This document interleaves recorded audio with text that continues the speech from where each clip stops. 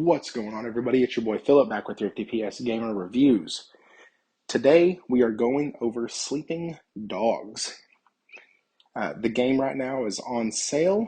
It's under $5 on the PSN. That is for the definitive edition, which means you're getting the entirety of the complete game.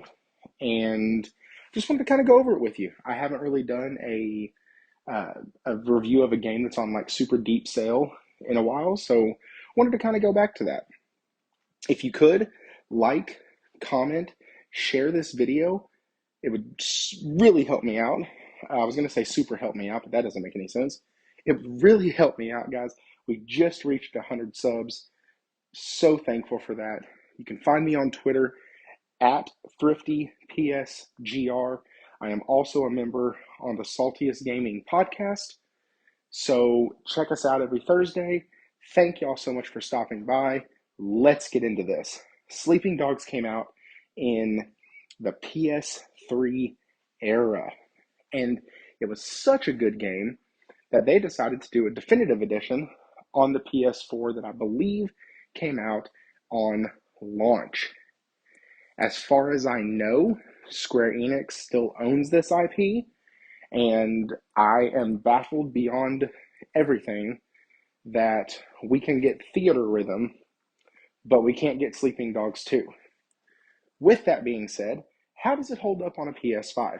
How does it hold up in 2023? Being a game that was released, heck, the definitive edition 10 years ago? I want to say 10 years ago, 9 years ago. It was released a long time ago. I rate my games based on story, graphics, gameplay, sound, voice work. I'm going to put them together on this one, and combat. So let's dive in. I have story first this time because some of the stuff I'm going to talk about won't make sense unless I kind of talk about some of the story. Don't worry, there will be zero spoilers. I have beaten this game 3 times. I'm only going to talk to y'all about the way the story is set up, and I'm not going to go much more into it. So, the story, your name is Wei Shen, and you have left America and come back to Hong Kong.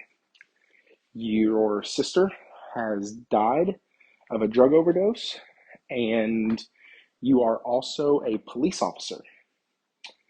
You are deep undercover trying to get in with the Triads, or the Sonong Yi, sorry. And the way everything is set up is only a few certain people in the force know that you're even a cop. You have Raymond, your handler, the chief, and Officer Tang. Tang?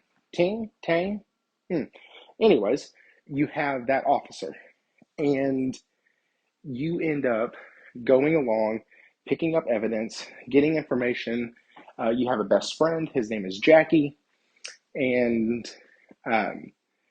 yeah, that's kind of sucky part about this story is there's so many twists and turns and double crosses and backstabs and aha moments that to talk much more about anything specific is going to give it away. Like I could say there's a character named Winston and Dog Eyes, and you're going to work for Winston, and Winston is against Dog Eyes. But really, after that, there's not much more I can tell you about the story per se, the main story.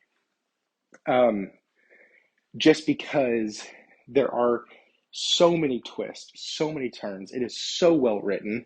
I can't tell you enough how much I absolutely love this story. And as a matter of fact, I'll say that we haven't gotten a detective style game since this one that is this good. And I know some of y'all might talk about Judgment and Lost Judgment, but those games just didn't really click with me. I think this one is actually better than both of those, which is why I won a number 2. But with that being said, the story is extremely solid.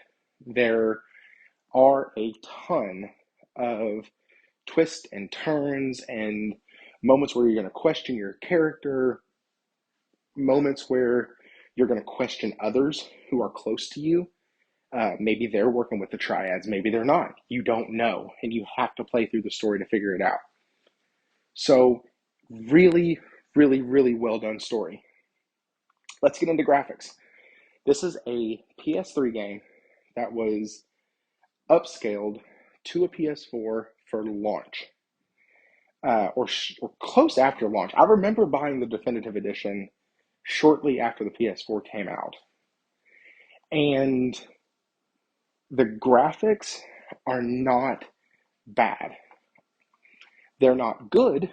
You can tell that this is not a late generation PS4 game. This is not a um, even an early generation indie studio PS5 game. This is a 100% PS3 game that has been upscaled for a PS4. Playing on the PS5, you do get a locked 30 frames per second, which, as somebody who just wants a smooth experience, that's wonderful. The frame pacing is dang near perfect on the game. I can't tell anywhere where frames drop or dip or anything like that. Downside, it is in 1080p. Upside is that it's smooth as butter. The graphics while you're going around, the textures look good. Like they don't look fuzzy or blurry or like they were trying really hard to make it look photorealistic and just failed miserably.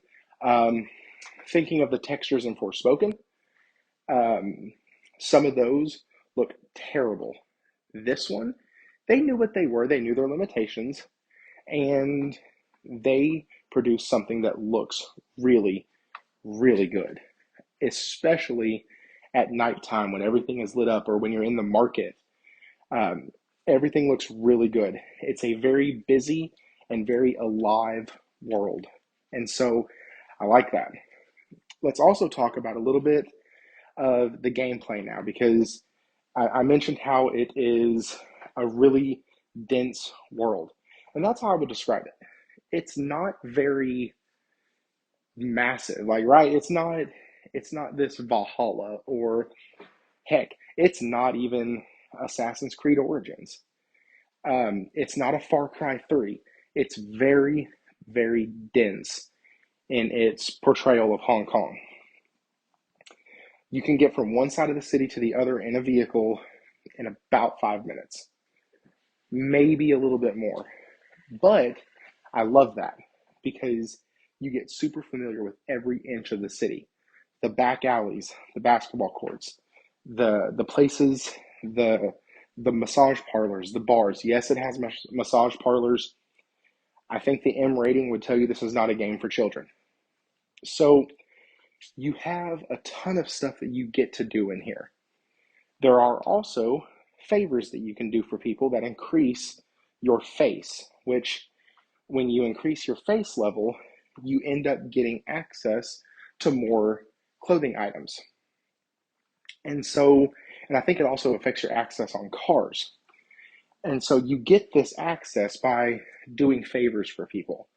Sometimes these will be favors that are easy. Sometimes you'll be asked to commit insurance fraud, which, mind you, is not a hard quest to do. You just take their car and drive it into the river.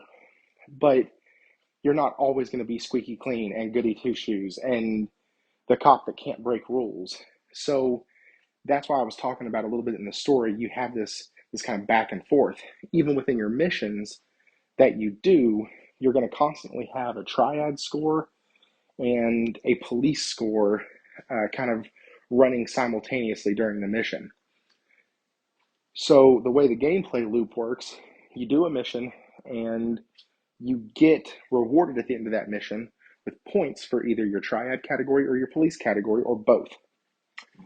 Now, you get that, and that's what helps you level up different branches.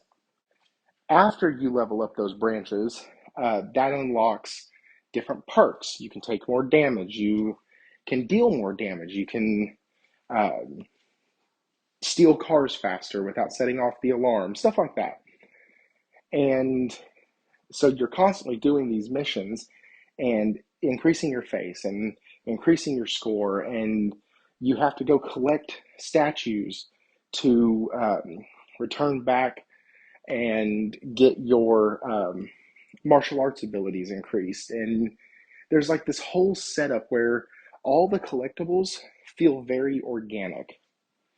They don't feel like they're just there to be there.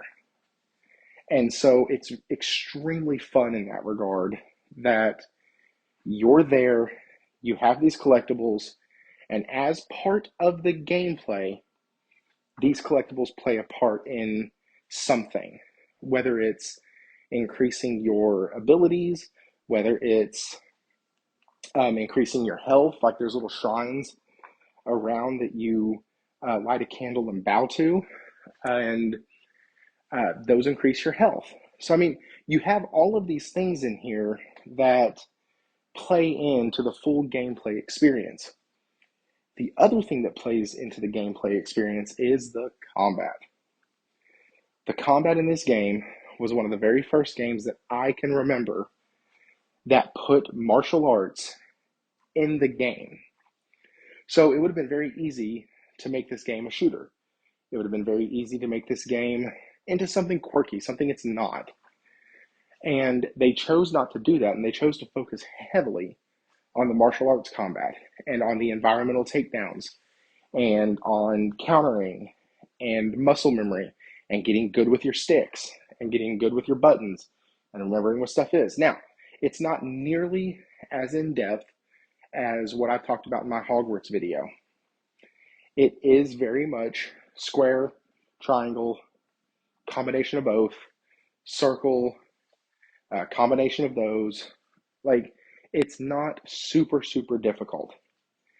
But when you get 8 guys around you, one of them has a crowbar, two others have knives, and you have to remember what you can and can't block, then it becomes hard. Then it becomes a game of timing out your strikes and thinking about, okay, if I take this guy and throw him, I can distract these three people. But if I take him and put him into the phone booth, then I can take him out of the fight. So you have to be calculated in kind of what you do. There are sequences where you're going to be in your car or on a bike and you have to race to certain points. Or one of the missions that I'm currently struggling with is destroying all 4 cars before they reach the finish line because I'm trying to take out a police or I'm in a police car trying to take out a racing ring. So all of it feeds into the game and all of it feels very, very organic. None of the collectibles feel forced at all. And I love it when games, especially the more open world type games, put you in situations that are actually necessary and not situations that are just for fun or just for, hey, we need something to fluff out our time. So I really like that. I really like the design of the combat, the missions, the gameplay. I know I've kind of blended those two. I do apologize, but both are very solid. One of the things I don't like about the combat is sometimes it's hard to get your bearings on where you're at in relation to where everybody else is. So just kind of keep that in the back of your mind. It's going to be a bit of a struggle, but I think the more you play it, the more you'll really get into it and really get used to it. With that, the only thing we're left with is sound and voice work. So sound in this game, they really wanted to focus, or it seems like, I didn't talk to any of the developers, but it seems like they really wanted to focus on the sounds of the city, on the sounds of the things going on around you. So they made the city come alive. And when you do an open world game, that to me is hard. That to me takes a lot of the CPU power. Like, I remember when Spider-Man first came out and folks talked about how, yeah, man, the population's so dense. Everything's so dense. There's people walking around. You can tell that it's New York City and it's all this and everything is there and all the lights are there and the monuments are there. And that's kind of what you get in Sleeping Dogs. And it's a testament to how much care the studio put in to building the world when the sound quality of the things going on is so good. The voice work in this game is also extremely, extremely well done. Character models look meh, but the voice work is well done. Um, I can't speak highly. I can't speak any more highly about it than that. I think that the characters are all distinct. Nobody sounds like a just a different skin on a character we already know, or nobody really follows the tropes.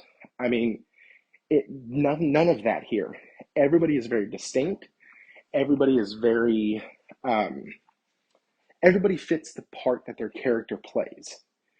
And I know that might sound like, oh, he's just giving generic things, but I can't find the words that I'm trying to say right now. Everybody fits with how they look. Like, you look at Jackie Ma and the voice that comes out of Jackie Ma and the way he's portrayed in the game, you expect his voice and tone and tempo to be just that. Wei Shen, same thing. Winston, Dog Eyes, same thing. Like, you have such good voice work in this. So I really think everybody should try this game out. Maybe if we get enough people to purchase it at that below $5 price, maybe Square Enix will give us a sequel. Or if this is one of the IPs that got sold to Embracer Group, maybe Embracer will give us a sequel. I don't care who gives it to us as long as we get one. Guys, once again, I hope you enjoyed the video. This is Thrifty PS Gamer Reviews. Like, subscribe, check us out on the podcast tomorrow. That is at TSGP Live on Twitter. Also, at Thrifty PSGR. And as always, stay thrifty.